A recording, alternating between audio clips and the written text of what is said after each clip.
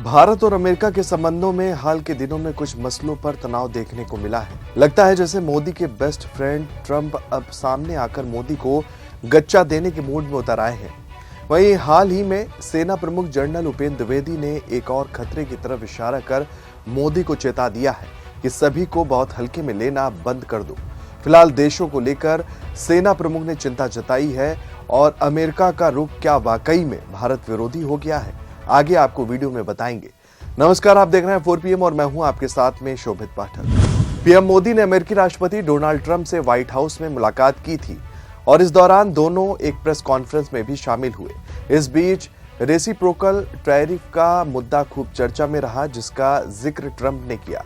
बता दें कि 13 फरवरी को ट्रंप ने ज्ञापन पर हस्ताक्षर करते हुए रेसिप्रोकल टैरिफ के लिए प्लान बनाने का आदेश दिया था। और इतना ही नहीं, प्रेस कॉन्फ्रेंस में ट्रंप ने कहा था कि अब अमेरिका एक रेसिप्रोकल नेशन है, जो हम पर टैरिफ लगाएगा, हम भी उस पर टैरिफ लगाएंगे। ट्रंप ने इस दौरान भारत को सबसे ज्यादा टैरिफ वाला देश भी करार दिया था, जो भारत के लिए झटके से कम नहीं है। अब पहले आपको बताते हैं कि रेसिप्रोकल टैरिफ होता क्या है। तो आपको बता दें कि किसी देश से आयात किए जाने वाले उत्पादों पर लगाया जाने वाला कर को टैरिफ कहते हैं और इसका भुगतान आयात कराने वाली कंपनी अपने देश की सरकार को करती है। और रेसिप्रोकल टैरिफ का मतलब है कि अगर कोई देश अपने यहाँ आयात किए जा रहे सामानों पर 10% टैरिफ लगाता है, तो दूसरा देश भी उससे मंगाए गए उत्पादों पर उतना ही टैरिफ लगाएगा। वहीं ट्रंप के इस बात से अब भारतीय एक्सपोर्टर्स भी चिंता में हैं। राइटर्स ने अपनी रिपोर्ट में कहा है कि रेसिप्रोकल टैरिफ लगाने की ट्रंप की धमकी भारत पर भारी पड़ सकती है। भारत को इससे सालाना करीब $7 अरब का नुकसान भी हो सकता है। भारत इस वक्त टैरिफ को कम करने के साथ ही अमेरिका के साथ ट्रेडिंग बढ़ाने की एक डील पर काम कर रहा है।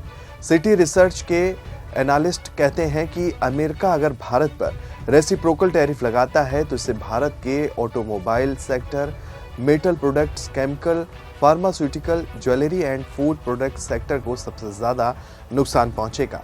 वित्त साल 2023-24 में भारत और अमेरिका के बीच व्यापार 119.71 अरब था और इसमें 77.51 अरब का भारत ने एक्सपोर्ट किया, जबकि 42.19 अरब का अमेरिका से इंपोर्ट किया गया। साल 2023 में भारत ने अमेरिका से आयात होने वाले सामानों पर करीब 11% तक का टैरिफ वसूला, जो भारतीय सामानों पर अमेरिका के वसूले गए टैरिफ से 8.2% अधिक है। अब रेसिप्रोकल टैरिफ लगाने की नौबत आ गई है, तो भारत के कई सेक्टर्स को इससे तगड़ा झटका भी लगेगा। ये तो हो गई माय फ्रेंड की धमकी की बात। अब आपको वो बात बताते हैं जिसको लेकर सेना प्रमुख ने चिंता जताई है। आपको बता दें कि हाल ही में एक कार्यक्रम के दौरान सेना प्रमुख जनरल उपेंद्र द्विवेदी ने पाकिस्तान और चीन के बीच बढ़ती मिलीभगत को लेकर चिंता जताई है। उन्होंने कहा है कि हमें इस उच्च स्तर की साजिश को स्वीकार करना होगा। वर्चुअल डोमेन में ये मिलीभगत लगभग 100% है। भौतिक रूप से अधिकतर सैन्य उपकरण चीनी मूल के हैं। 2 मोर्चों पर युद्ध की आशंका एक वास्तविकता है। इंडिया टुडे कॉन्क्लेव 2025 में बोलते हुए सेना प्रमुख ने भारत के पड़ोसी देश बांग्लादेश का भी जिक्र किया, जो आजकल पाकिस्तान के साथ नजदीकियां बढ़ा रहा है। जब उनसे पूछा गया कि क्या पाकिस्तान, बांग्लादेश और चीन का नया गठजोड़ भारत के लिए चिंता की बात है, तो उन्होंने इसे पूरी तरह से खारिज नहीं किया। हालांकि उन्होंने बांग्लादेश के संदर्भ में कहा कि उस देश की सेना के साथ हमारी सेना के अच्छे संबंध हैं और वहां चुनाव के बाद नई सरकार के बनने का इंतजार करना चाहिए। सेना प्रमुख जनरल उपेंद्र द्विवेदी ने कहा कि जहां तक भारतीय सेना की बात है, तो हमारा काम हमारे अग्रिम मोर्चों को सुरक्षित रखना है। हम कई देशों के साथ अपने अग्रिम मोर्चे शेयर करते हैं। इससे हमारी क्षमता इतनी होनी चाहिए कि हम अपने पड़ोसियों की क्षमता को हैंडल कर सके। सेना को हमेशा इसके लिए तैयार भी रहना चाहिए। उन्होंने आगे कहा कि जहां तक बांग्लादेश की बात है, तो उसको लेकर हमें जल्दबाजी में कोई भी फैसला नहीं लेना चाहिए। वहां चुनी हुई सरकार आने दीजिए, देखते हैं कि वो कैसे रिश्ते रखती है, फिर देखते हैं कि हम क्या करेंगे। सेना प्रमुख ने आगे कहा कि मौजूदा समय में दोनों देशों की सेनाओं के बीच संबंध बहुत मजबूत है। उन्होंने कहा कि हम समय समय पर एक दूसरे को नोट्स देते रहते हैं ताकि किसी भी संदेह की स्थिति से बचा जा सके। उन्होंने बांग्लादेश और पाकिस्तान के संबंधों का जिक्र करते हुए कहा कि आतंकवाद का केंद्र केवल एक देश है। उन्होंने कहा कि अगर पाकिस्तान हमारे किसी भी पड़ोसी मुल्क के साथ संबंध रखता है तो मुझे चिंता होनी चाहिए, क्योंकि आतंकवाद का रास्ता उस देश में भी खुल सकता है। मौजूदा समय में मेरी यही सबसे बड़ी चिंता है। सेना प्रमुख ने एलओसी पर पाकिस्तान की सैन्य तैनाती और गर्मियों में घुसपैठ की संभावनाओं पर भी खुलकर चर्चा की। उन्होंने स्पष्ट किया कि क्या कोई संकेत है कि आतंकवाद रुक गया है, क्या कोई कमी आई है। जवाब में उन्होंने कहा कि नहीं, हमें आतंकवादी गतिविधियों में बढ़ोतरी के लिए तैयार रहना होगा।